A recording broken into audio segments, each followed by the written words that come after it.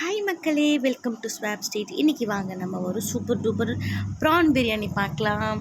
And ரொம்ப நாள் கழிச்சு நான் உங்களுக்கு வந்து இன்றைக்கி குக்கிங் வீடியோ ஒன்று வந்து உங்களுக்கு அப்லோட் பண்ண போகிறேன்.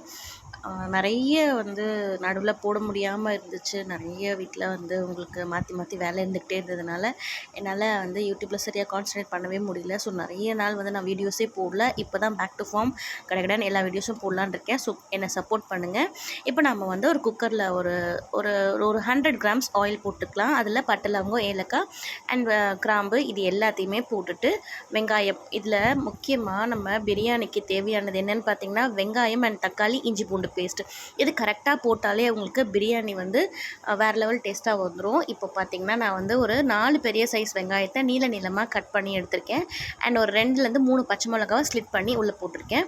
இந்த வெங்காயம் பார்த்திங்கன்னா நல்ல கோல்டன் ப்ரௌன் வர வரைக்கும் நல்லா வதக்கி கொடுங்க. வெங்காயம் எவ்வளோக்கு எவ்வளோ நல்லா வதங்குதோ அவ்வளோக்குள்ள உங்களுக்கு நல்ல ஒரு டேஸ்ட் கொடுக்கும். அண்ட் தக்காளி 3 பெரிய சைஸ் தக்காளி எடுத்திருக்கேன். இது கூடவே புதினா.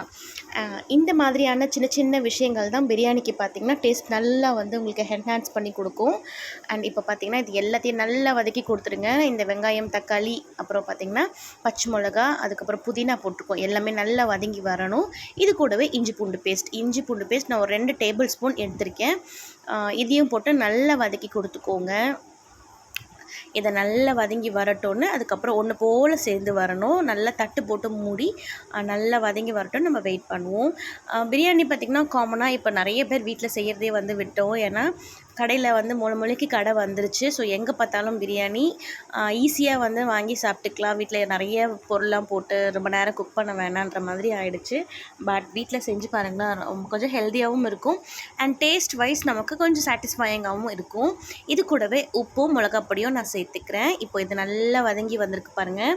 நல்லா எண்ணெய் பிரிஞ்சு வதங்கி வரணும். அந்த அளவுக்கு நல்லா வதக்கி விடுங்க. நம்ம காமனாக பிரியாணிக்கு பார்த்திங்கன்னா எவ்வளோக்கு எவ்வளோ வதங்கி வரதோ, அதாவது சிக்கன் மீட் போடுறதுக்கு முன்னாடி நம்ம எவ்வளோ வதக்கி கொடுக்குறோமோ அவ்வளோக்கு அவ்வளோ அது டேஸ்ட் வரும். மீட் போட்டதுக்கு அப்புறமா வந்து அந்த மசாலாவோட அந்த நம்ம மீட்டுன்னா சிக்கன், மட்டன் போட்டுக்கலாம். அன்றைக்கி நான் ப்ரான் போட்டிருக்கேன். ப்ரான் பிரியாணி வந்து ஃப்ளேவர் அவ்வளோ நல்லா கிடைக்கும்.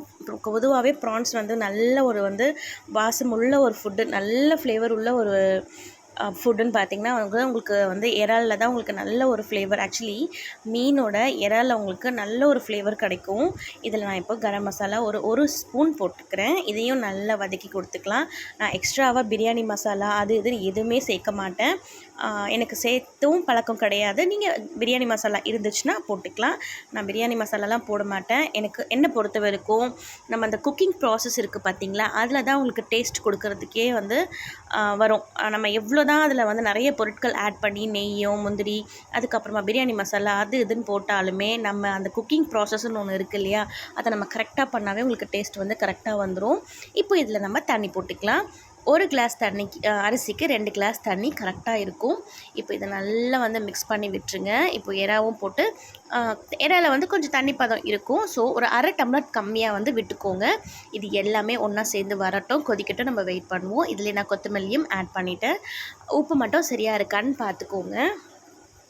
காரம் வந்து உங்களுக்கு கூட்டியே குறைச்சி நீங்கள் சேர்த்துக்கலாம். இப்போ பாருங்களேன், அவ்வளோ நல்ல மனம் வரும். இது நல்லா எப்படி வந்து ஒன்று போல் சேர்ந்து வந்திருக்கு. கலர் வந்து கரெக்டாக இருக்கும். நிறைய பேர் மஞ்சள் பொடி போட்டு பண்ணுவாங்க பிரியாணி, நிறைய பேர் மஞ்சள் பொடி போடாமல் கூட பண்ணுவாங்க. நான் வந்து மஞ்சள் பொடி போட்டுருவேன். பிகாஸ் நமக்கு வந்து அதில் கொஞ்சம் வந்து அந்த ஸ்மெல் இருக்கும் இல்லையா, ப்ரான்லேயோ சரி மீட்லேயோ சரி கொஞ்சம் அந்த ஸ்மெல் இருக்குன்றதுனால நான் வந்து மஞ்சள் பொடியை ஆட் பண்ணிடுவேன். இப்போ நம்ம ஊற வச்ச அரிசியை இதில் நம்ம சேர்த்துக்கிறோம். நான் வந்து பார்த்திங்கன்னா சீரக சம்பா அரிசி எடுக்கிறேன். நீங்கள் வேணும்னா வீட்டு சாப்பாட்டு அரிசி சேர்த்துக்கலாம், ஆர் பாஸ்மதி ரைஸும் சேர்த்துக்கலாம். அவங்கக்கிட்ட என்ன அரிசி அவைலபிளாக இருக்கோ அதை நீங்கள் சேர்த்துக்கோங்க. நானுமே யூஸ்வலாக பிரியாணியெல்லாம் செய்யும் போது அரிசியெல்லாம் பெருசாக மைண்ட் பண்ண மாட்டேன். நம்ம வீட்டில் என்ன அரிசி இருக்கோ அதுதான் சொல்கிறேன் இல்லைங்களா. நம்ம குக்கிங் ப்ராசஸ் எப்படி பண்ணுறோன்றது ரொம்ப முக்கியம். பிரியாணி அரிசி தான் போடணும், சீரக சம்பா தான் போடணும் அப்படிலாம் எதுவுமே கிடையாது. நம்ம வந்து கொஞ்சம் மெனக்கெட்டு கொஞ்சம் லவ்வோடு சேர்த்து சமைச்சோன்னு வச்சுக்கோங்களேன், அந்த ஃபுட்டு நிஜமாகவே ரொம்ப நல்லா வரும். அவ்வளோதான். இப்போது இது எல்லாம் ஒன்றா சேர்ந்து கொதித்து வரும்போது நம்ம குக்கர் மூடியை போட்டுட்டு ஒரு 2 விசில் கொடுத்து எடுத்துக்கலாம். நான் வந்து சீரக சம்பான்றதால் 2 விசில் கொடுக்குறேன். இதுவே நீங்கள் நார்மலாக வீட்டில் சாப்பாட்டு அரிசி போடுறீங்கன்னா ஒரு 3லேருந்து 4 விசில் கொடுத்துக்கோங்க. பாஸ்மதி ரைஸாக இருந்தால் ஒரே விசில் ஒரு 5 நிமிஷம் சிம்மில், அவ்வளோதான். இதுக்கு கூட நான் வந்து மீனும் வாங்கியிருந்ததுனால மறுநாளுக்கும் சேர்த்தே குக் பண்ணி வச்சுட்டேன். மீன் குழம்பு வந்து மறுநாளைக்கு நல்லாயிருக்கும்னு. அதை பார்த்திங்களா உங்களுக்கு எவ்வளோ நல்லா வந்திருக்கு. எனக்கு வந்து பொதுவாகவே உதிரி உதிரியாக கிடைக்கிற பிரியாணியோட கொஞ்சம் ஒன்று போல் சேர்ந்து கொஞ்சம் மாய்ஸ்சராக இருக்கிற பிரியாணி தான் எனக்கு பிடிக்கும் காமனாகவே. சூப்பராக வந்திருக்கு பிரியாணி. நீங்களும் ட்ரை பண்ணி பாருங்கள். தேங்க்யூ.